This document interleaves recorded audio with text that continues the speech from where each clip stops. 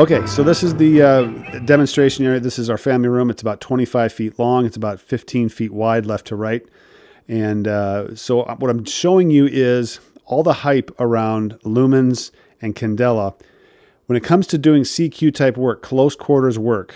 And this is the typical use that you have in the home. You're going from room to room. Something goes, bang in the night, and you're going to go out and check it. Okay. If you're checking inside the house, you definitely want a flashlight that's more floody. If you're checking outside and you have a very large yard, yeah, you're going to want something with a little more of a spotlight, a little more focused hot spot in the middle, or throwy, whatever you want to call it. That's really what that's kind of like, you got to figure out what you're going to be using the flashlight for. Okay. So we have, in law enforcement, we have our weapon mounted light. It's a floodlight.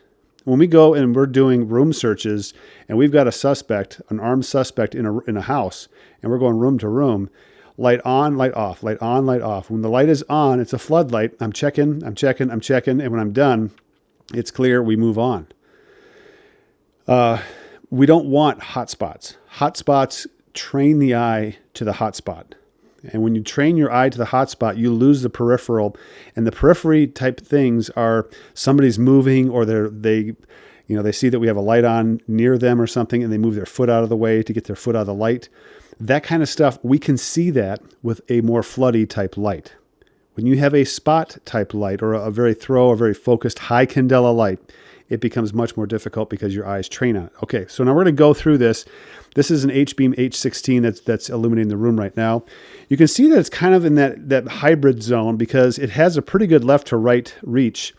And it's a very well-defined circle, well-defined hot spot, so to speak. It's not really a hot spot. I mean, it's just a very, I guess, more illuminated circle than anything else. But it does a good job. This is a AA sized flashlight, 14500 sized flashlight. And it does a pretty good job. I don't have to move it very far to go from the couch, which is my goal, over to the left side, which is the wall or the bookshelf. Okay, I don't have to move very far to do that. Let's take a look at, all right, let's set this up. Let's take a look at this one. This is the Woburn T1, and the Woburn T1 is the absolute opposite of that. What happens is your eye goes right to that couch, and honestly, you lose what's going on right here. Okay, that hot spot takes your eye right to that couch, and you're going to see everything about that couch, but you just lost everything down behind that couch. Okay, any type of movement, I just lost it. I have to move way over here. Now, if I go over here, I lose what's over here. This is the problem with Candela. So people get all nuts over Candela. Oh, it's great Candela. Sure, it's great Candela. But when it comes to close quarters, which is most of what the regular consumer civilian type use is going to be, remember now, this is a 25 feet long and 15 feet wide. This is not a small room. It's not a mansion-sized room by any means, but that's the idea. Okay, so here is the Well-Tool T1, the Duke. I love this light, and the reason I love this light the most, I think it's because of the size. Now, it has a very defined hot spot. Do I lose things left and right? Yes, somewhat. Okay, I focus on the couch over there. Did I lose this down here? Absolutely. Absolutely. Okay. Not as bad as the Woburn T1. Not very bad. It's pretty good, actually. But the size of the flashlight is just incredible. All right, one more. We've got a couple more well tools here. I love well tool. This is the T19, the Rash. It has a very diffused hot spot. So if I shine the couch, now notice the couch on the right, I'm beginning to see more of what's behind it. See, I don't have to move very far to see behind it. Very little movement, okay? Much, much better. Okay, that's the T19, the Rash. Here's the T12, the 9 Dragons. And you'll notice I just lost that corner on the couch. If I go over here, I get that, okay? If I check over here, I lost the bookshelf. Doesn't take much, okay? All right, now getting into some hybrids.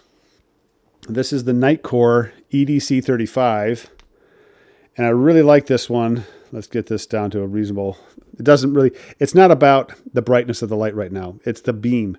So I'm going to turn this down to, some of these are on medium or some of them are on high. I'm going to avoid turbo because it just blows out the exposure on the camera. But this one you can see, okay, center it on the couch. Okay, I've got pretty good, look at that spill over on the right behind the couch there, that's pretty good. Obviously the left side is well covered. Okay, very good flashlight. If I hit turbo all the way in, it lights everything up, no problem. Okay, there we go. All right, now, one that you may not think is really valuable, I just did a review on this one not too long ago, the Sofern IF23. This is a multi-purpose light. It has a side light, but I want to show you what beam coverage does when you have side-to-side flood type light. There we go. I'm going to point at that light. Now look, I see everything. So as much as this flashlight is, you know, it's large, it's kind of irregularly shaped. It's not your typical tactical flashlight. For CQ purposes, this is the best one so far. I don't have to move this flashlight hardly at all to see edge to edge in this room. And when I hit this thing on turbo, it's 4,000 lumens. It's incredibly bright. Okay, so there's one you may not have thought of. Here's another one. It's the Wubin E7. Now this is a right angle light. Okay, point at the couch. Again, side to side. Now you see the difference between this light. Let's pull up the, see if I can grab the 9 dragons here. All right, so I'm pointing at the couch, right? 9 dragons. See the difference? If I just, yeah, you'd go turbo, you light everything up. Now, turbo on most of these flashlights is going to light up the room just because there's so much illumination, so many lumens out there, that it's just going to do that. Now, last one.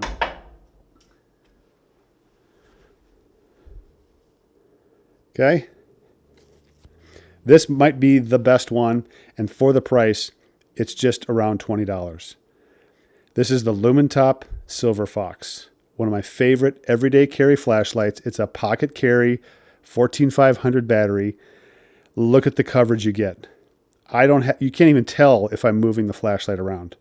This is the best edge to edge, urban, in the house, around the house type flashlight. Now, if you're outside doing the backyard stuff, parking lots, fields, that kind of thing, this is not it.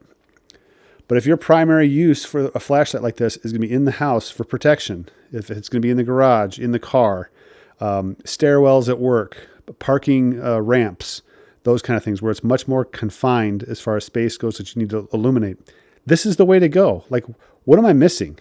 There's nothing I'm missing. So let's just turn this down. There we go.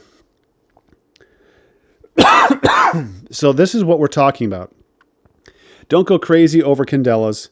Candelas are overrated, especially if you're using it for CQ type work, close quarters type work. Okay, that's just the honest fact.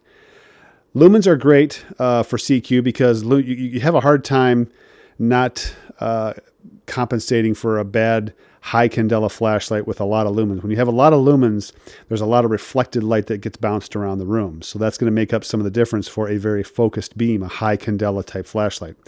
But when you have a low Candela flashlight, this one I think is around 4,000, 4 or 5,000. I'll put it down here in the video so you can see it. But this has a very, relatively speaking, low Candela rating, but it's much more effective. And by the way, this is only 700 lumens. Yeah, this is 700 lumens. And this thing can run for a long time. It's a 14500 battery.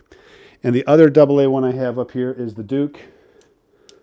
And you can see what happens when we do that. you just, when you have high Candela, okay, this is low Candela, and you switch to high Candela, it's incredible.